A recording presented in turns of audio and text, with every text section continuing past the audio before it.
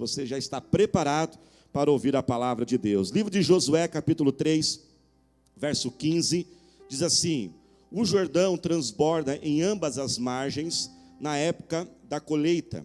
Assim que os sacerdotes carregavam a arca da aliança, chegaram ao Jordão e seus pés tocaram as águas, a correnteza que descia parou de correr e formou uma muralha a grande distância, perto de uma cidade chamada Adã, nas proximidades de Zaretã.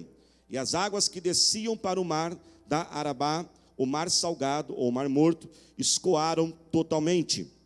E assim o povo atravessou o rio em frente de Jericó.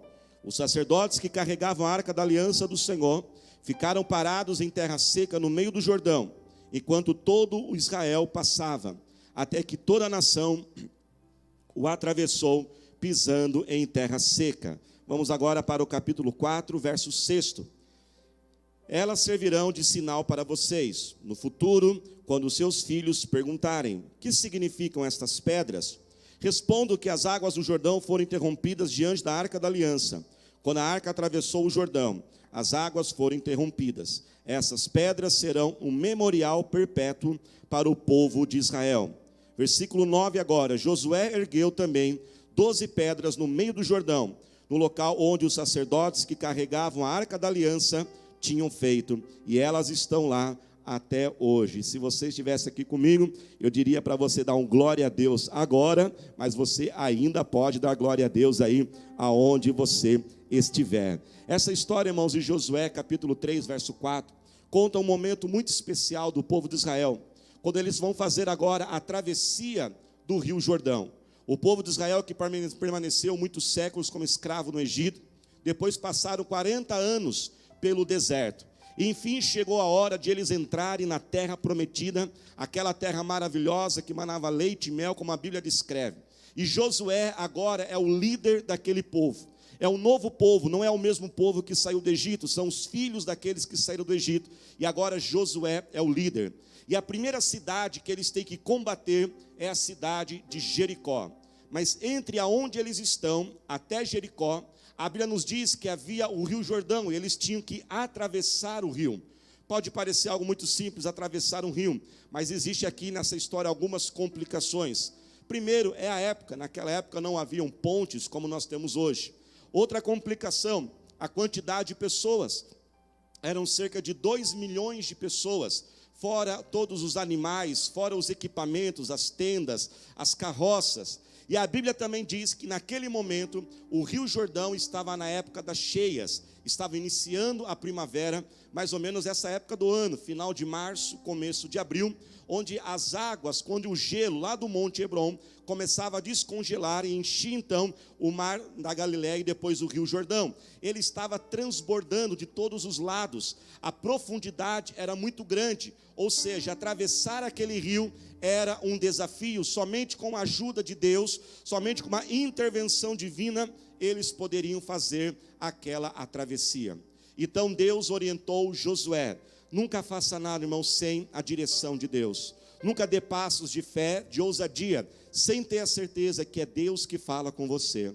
E Deus então disse a Josué: Josué, pegue agora os sacerdotes, junto com a arca da aliança. Você lembra da arca da aliança? Aquela caixa de madeira revestida de ouro, que tem 2 anjos em cima, e dentro daquela caixa havia ali os 10 mandamentos, o maná, a vara de Arão, e era carregada nos ombros pelos sacerdotes. Então os sacerdotes, debaixo da direção de Deus, eles foram à frente do povo, mais ou menos uma distância de 1,5 km. E a Bíblia então diz que eles começaram a entrar primeiro no rio, e conforme eles foram entrando, as águas então foram se secando. Eles foram avançando e as águas secavam cada vez mais.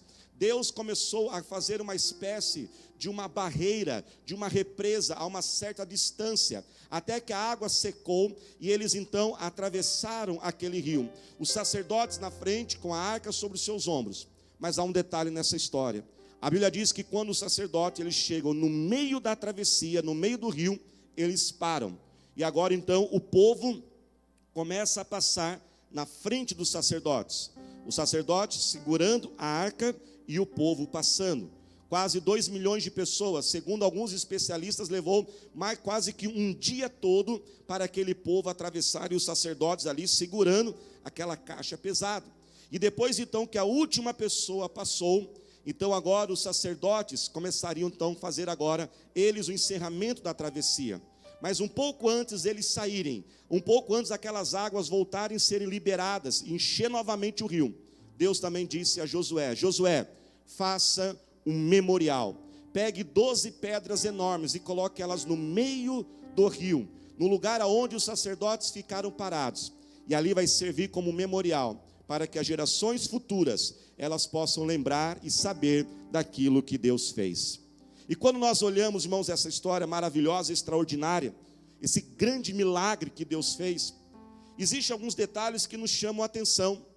E o primeiro detalhe que nos chama a atenção é por que os sacerdotes, eles pararam no meio do rio. Por que eles não atravessaram primeiro na frente de todo mundo, depois o povo veio atrás? Por que talvez eles não atravessaram por último? Eles atravessaram no meio, atravessaram antes do povo e ficaram parados no meio. Sabe, igreja, o meio de um trajeto é sempre o tempo mais difícil. Quando nós estamos atravessando um processo, uma luta, quando nós temos um sonho, quando estamos realizando algo, e nós começamos, iniciamos aquilo, quando nós chegamos no meio, o meio é sempre um tempo muito difícil. Mas por que ele é tão difícil?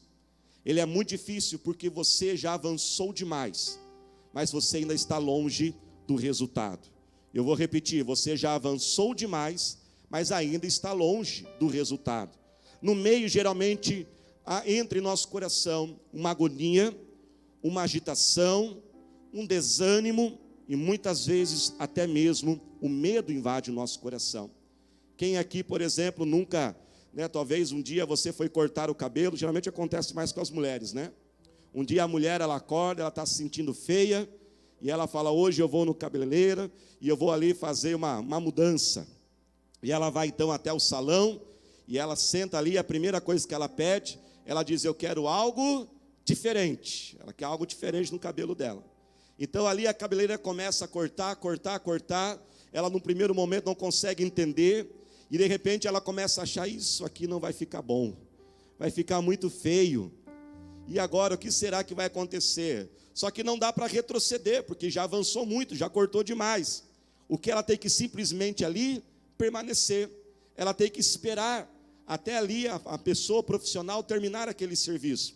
E no final, graças a Deus, sempre fica bom, Porque as nossas irmãs são maravilhosas. Os meios, gente, não são fáceis.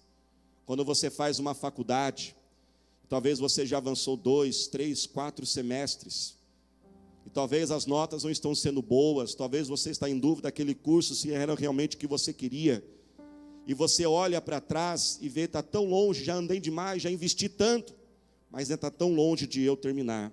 Quando você, por exemplo, inicia uma empresa, você investe o seu dinheiro, você põe o teu sonho, você faz renúncias, e as coisas não estão andando, não dá mais para você voltar, porque você já usou tudo que tinha, mas ainda está longe de ver o resultado.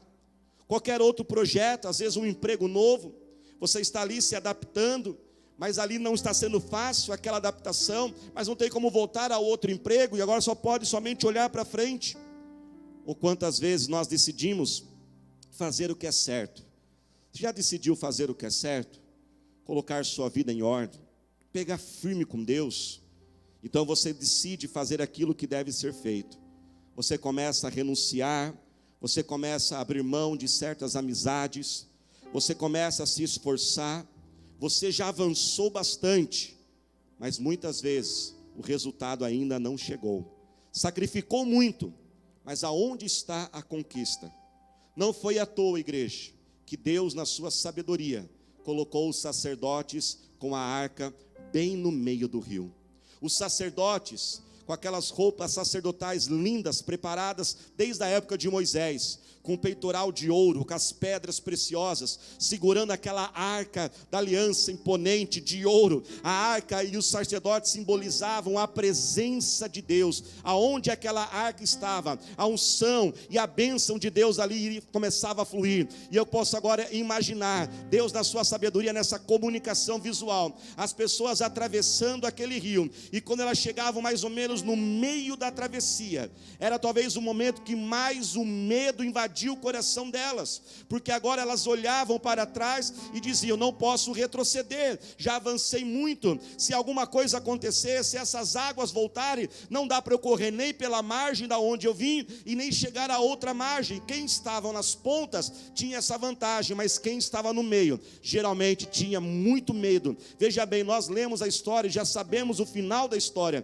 mas imagina as pessoas ali, atravessando aquele rio, mas quando elas chegavam naquele meio, no lugar do meio da travessia, aquele medo que invadiu o coração, lá elas viam o sacerdote, lá elas viam a arca da aliança, a presença de Deus estava ali, e eu creio que aquilo renovava a força delas, aquilo renovava a sua esperança. Elas podiam ver: Deus está comigo e Ele vai capacitar, Deus está comigo e eu vou chegar ao final deste rio, eu vou atravessar este rio, eu vou chegar a outra margem, porque o Senhor, Ele não me abandonou.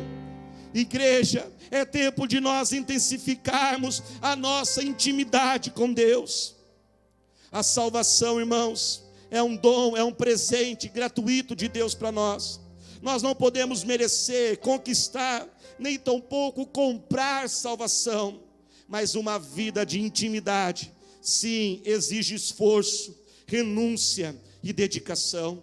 Aqueles sacerdotes ficaram praticamente um dia todo segurando aquela arca pesada, se esforçando para ter a presença de Deus ali.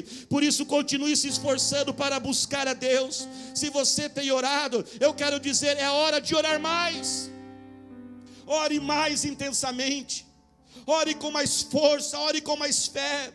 Se você tem lido a Bíblia nesse período, se você tem buscado promessas de Deus, se você está lendo um versículo por dia, chega a hora de ler 2, se você está lendo 2, chega a hora de ler 3, se você tem jejuado, é hora de jejuar mais ainda. Busque mais a presença do Senhor. A Bíblia diz em Oséias 6, busquemos e nos esforcemos para conhecer a Deus. Salvação é um dom e um presente gratuito, mas intimidade exige de nós. Temos orado, temos buscado, mas é hora de nós buscarmos ainda mais. Se você não tem participado de uma célula, agora não tem desculpa não, viu? Mas sabe que eu não tinha tempo, era longe demais. Nossas células estão ativas, estão acontecendo pela internet. Entre em nosso site, procure saber aonde tem uma célula. Se inscreva, participe, se alimente espiritual, não viva sozinho. Há momentos que talvez o desânimo vai bater no nosso coração, mas é naquele momento que nós temos que ter comunhão com os irmãos que nos fortalece. Continue orando para Deus abrir os teus olhos, conforme nós ouvimos semana passada. Continue orando para que Deus mostre que Ele está com você. Proteja a tua mente, proteja o teu coração contra toda a poluição que está aí na internet, nos filmes, seriados, tempos exagerados em redes sociais. Continue e intensifique a sua busca pelo Senhor, porque vale a pena. O Senhor, Ele é fiel, Ele não falha. Aquele povo atravessou aquele rio, e a grande notícia é que nós vamos atravessar sim, em nome do Senhor Jesus, porque o Deus que fez com aquele povo é o Deus que vai fazer nas nossas vidas. Assim como eles atravessaram aquele grande desafio, esse desafio que está perante nós vai ser atravessado, vai ser superado em nome do Senhor Jesus. Ao você ouvir essa história, talvez você pode lembrar: pastor, mas parece que eu já ouvi algo parecido. O Senhor está falando de Josué que atravessou o Rio Jordão, mas eu lembro que houve também uma outra travessia de Moisés atravessando o Mar Vermelho. Sim, houve também. Esse foi um outro milagre, não é o mesmo milagre.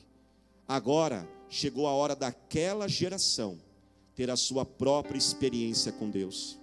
A geração que atravessou o Mar Vermelho foi a geração de Moisés e os pais daqueles que estavam ali com Josué. Aquela geração experimentou o milagre deles, mas agora chegou a hora da geração de Josué experimentar e ter as suas próprias experiências com Deus. Preste atenção. Deus manda dizer, chegou a hora de você ter as suas experiências com Deus. Jó 42:5 diz, os meus ouvidos ouviram falar a respeito de Deus, mas agora os meus olhos estão vendo a obra do Senhor. Aquele povo não somente atravessou o rio, mas há um detalhe maravilhoso, na verdade um grande detalhe. Aquele povo no final do versículo 7 diz que atravessou pisando em terra seca. Eles não somente chegaram à outra margem, eles não chegaram ali na outra margem cheios de lama, eles não chegaram ali ofegantes, porque você imagina puxar carroças, atravessar animais no meio da lama, seria algo terrível. Eles talvez até chegariam, mas chegariam cansados, chegariam exaustos. Não, eles chegaram firmes, eles chegaram fortes, porque atravessaram em terra seca. Eu quero declarar que nós não somente atravessaremos esse rio que está à nossa frente, nós não somente superaremos esse trajeto, mas vamos atravessar em terra seca. Nós vamos chegar no outro lado melhor do que nós começamos. Nós vamos crescer, nós vamos redobrar a nossa atenção, nós vamos rever valores na nossa vida. Será tempo de experiências com o Senhor, pois Romanos 8:28 diz que todas as coisas cooperam para o bem daqueles que amam ao Senhor Jesus. O Senhor não falha, e nós vamos crescer ao final deste período. Eu quero profetizar, você vai crescer ao final desse período. Você não vai chegar cheio de lama do outro lado, dizendo, eu sobrevivi. Não, eu passei, eu tive experiências com Deus, e agora eu estou mais íntimo do meu Senhor. Eu tenho mais um testemunho para contar.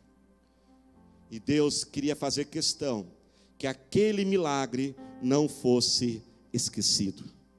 Deus instrui então a Josué, depois que todo aquele povo passa, eles estão ansiosos para conquistar Jericó, mas Deus desacelera aquele povo e diz então a Josué, Josué, antes de encerrar este milagre, enquanto as águas ainda não voltaram ao normal, enquanto o rio está represado e a terra está seca, eu quero que você pegue, Josué, 12 pedras enormes e construa um memorial bem no meio do rio, aonde os sacerdotes ficaram com a arca da aliança.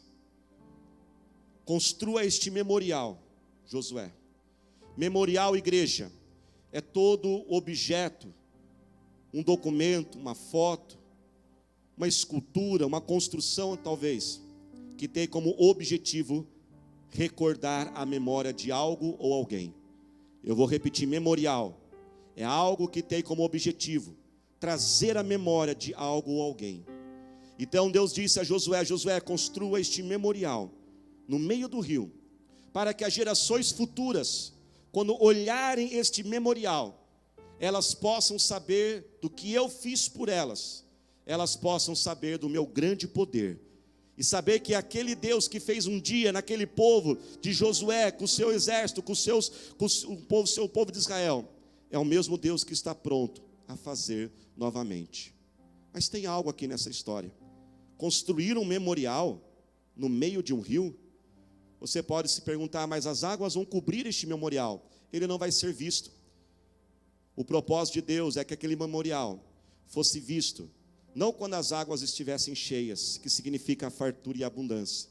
Aquele memorial fosse visto quando as águas abaixassem, quando chegasse então a época da seca, quando as pessoas ali estivessem vivendo momentos difíceis, então elas olhariam para aquele memorial, e a esperança ia se renovar, porque elas iam poder crer que o Deus que fez uma vez, é o Deus que pode fazer novamente. Sabe que às vezes existem momentos que nós não temos como olhar para frente, nós não temos como planejar, fazer agenda, porque nem sabemos como serão os próximos dias, até mesmo as próximas horas. E em momentos como este, igreja, que não é possível olhar para frente para planejar, organizar algo, neste momento nós olhamos para trás. Mas não olhar para trás com saudosismo, não olhar para trás com remorso, não olhar para trás com a vontade de desistir, mas olhar para trás e ver os memoriais da nossa vida, E lembrar que temos um Deus que é o mesmo ontem, hoje e eternamente, como Ele foi com aquele povo de Israel. Ele será conosco e será com você em nome do Senhor Jesus.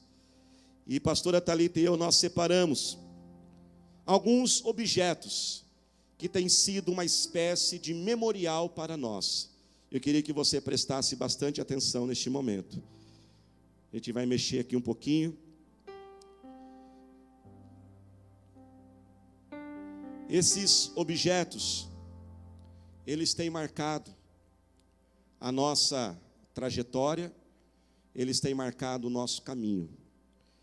E muitas vezes, quando passamos tempos difíceis, como todos nós estamos passando agora, é o momento que a gente lembra, a gente traz a memória do Deus que nos deu vitória, que o Deus que nos deu esperança, e lembramos que Ele esteve sempre conosco, e está conosco. E lembramos, né, amor, que o Deus que fez uma vez, Ele vai fazer de novo. O primeiro objeto que eu queria mostrar aqui, a pastora Thalita vai estar ajudando, é esta Bíblia. Esta Bíblia, ela foi dada pelos meus pais, há 21 anos atrás. Aí pelo jeito que ela está, você já pode descobrir um pouquinho da minha idade, né? Quando eu fui estudar fora, meus pais me presentearam com esta Bíblia. E com esta Bíblia, eu tenho versículos anotados dos momentos que Deus falou comigo. Olhar essa Bíblia me faz lembrar de toda a trajetória que eu já passei. Um outro objeto importante é este diploma. Tão difícil de obter.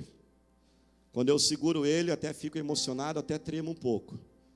Quando eu estudei fora, e quantas vezes a saudade invadia meu coração, quantas vezes queria voltar embora, saudade da família, dos pais, dos amigos, dos irmãos em Cristo, da igreja, mas eu coloquei um propósito, e eu dizia comigo mesmo, enquanto esse diploma não estiver nas minhas mãos, eu não vou embora.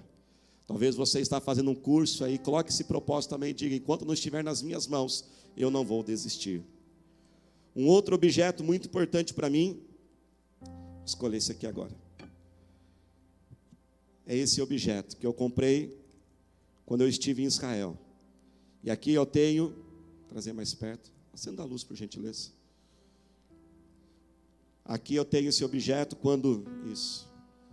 que é um pastor cuidando das ovelhas, fica no meu escritório, bem na minha frente, e ali toda vez que eu olho para ele, eu lembro do meu chamado, a responsabilidade que Deus me deu de liderar, de cuidar das ovelhas.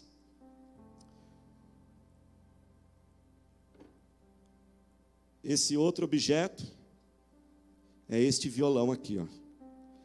Esse violão eu ganhei quando eu tinha por volta de 14 anos de idade. E toquei muito aqui neste púlpito, aqui na igreja, com este violão. Esse violão me faz lembrar o adolescente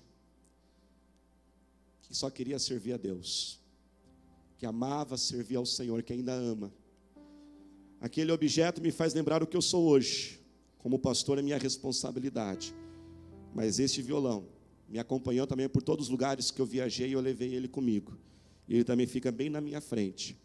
Ele me faz lembrar que antes de ser um pastor, eu sou um simples servo do Senhor. Um voluntário na obra do nosso Deus. E faz me lembrar da onde Deus me tirou, todo o trajeto que eu passei para se tornar o que eu sou hoje. Quando eu olho ele, eu lembro que Ele sempre esteve comigo, renova as minhas forças. Só um comentário, quando você olha, tem um detalhe especial aqui embaixo. Isso aí é um detalhe especial feito pela Keren.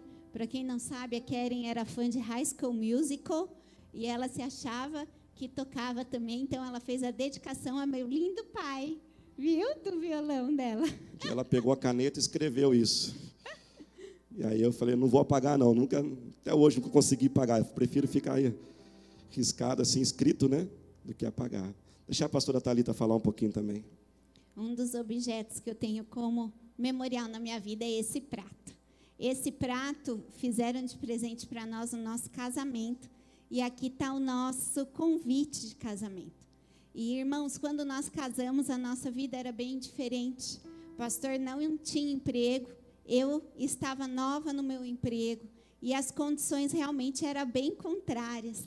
mas o Senhor supriu todas as coisas. Nós pudemos ter uma cerimônia linda, uma festa linda com muitas pessoas da igreja que nós amamos, e nós pudemos casar com o nosso apartamento completo, porque o nosso Deus supriu. Então, quando nós passamos por alguma dificuldade, nós lembramos que aquele que proveu no nosso casamento é o mesmo que continua provendo hoje, amém? Um outro memorial que nós temos, são 2 memoriais.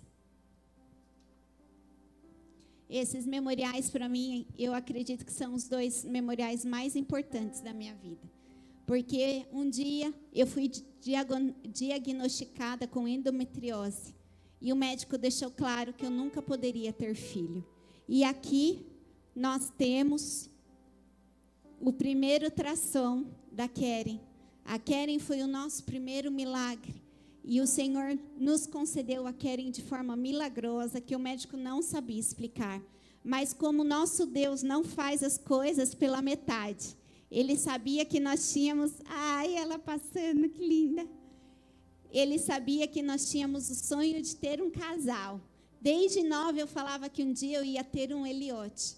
E o Senhor, Ele dá a bênção completa. E aqui está o primeiro ultrassom de quando estávamos grávidos do Eliote. Esse memorial me lembra, olha ele aí, que lindo. Esse memorial me lembra que o meu Deus, Ele é o mesmo ontem, hoje e eternamente. Se Ele pôde realizar um impossível ontem, Ele é o mesmo que realiza hoje e continuará realizando em nossas vidas.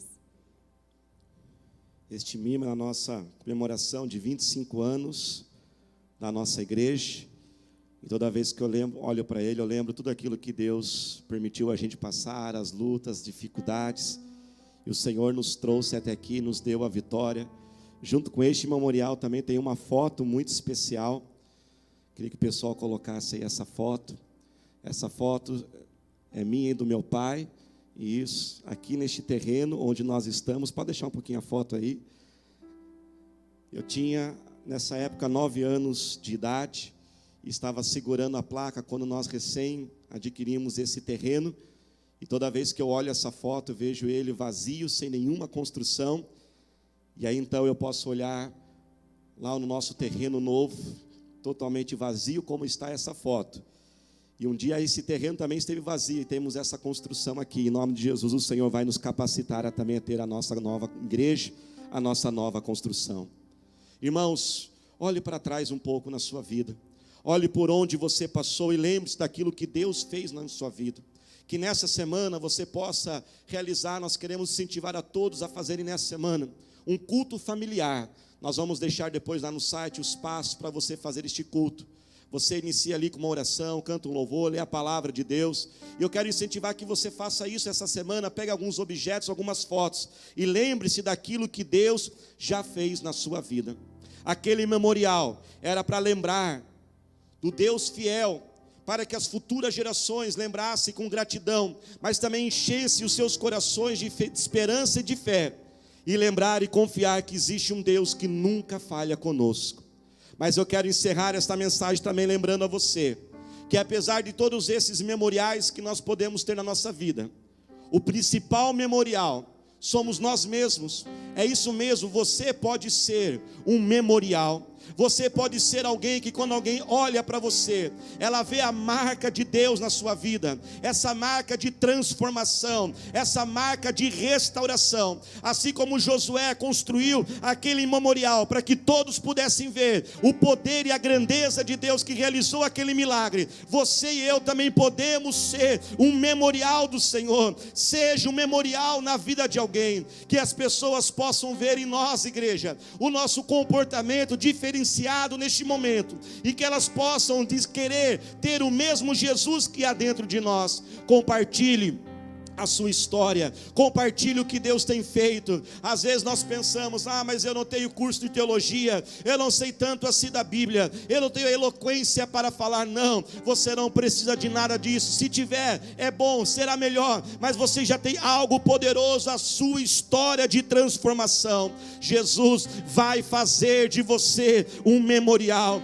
assim como aquelas pedras, elas foram colocadas uma a uma, Deus também transformará você passo a passo. Deus vai fazer uma obra que nós chamamos uma obra de regeneração. Todos nós estamos num processo de transformação ainda, e eu quero falar com você que está passando por esse processo de transformação, mas talvez nos últimos dias, nas últimas semanas, você talvez teve ali uma espécie de uma recaída, você falhou, e talvez você está sendo tão duro com você mesmo, dizendo: como que eu pude fazer isso novamente? O Senhor, Ele te trouxe para você ouvir esta mensagem, para dizer que Ele está pronto para te perdoar. Basta somente você confessar o teu pecado, se arrepender da tua falha. O Senhor Jesus não desiste de você, Ele não vai soltar as tuas mãos, Ele vai continuar parando as águas até você atravessar, em nome de Jesus.